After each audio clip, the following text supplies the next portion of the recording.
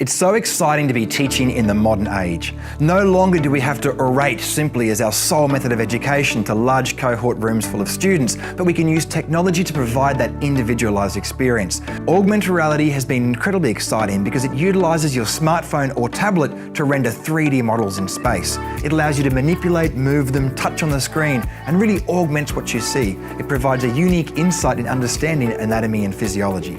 Virtual reality allows the user to be immersed in a learning environment when everything else is blocked out and it's solely you and the human body model that you're learning from.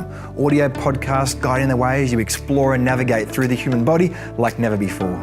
And using 3D printing to actually print and hold and paint different models of the body has been a unique way to experience the models and 3D structures in a different light.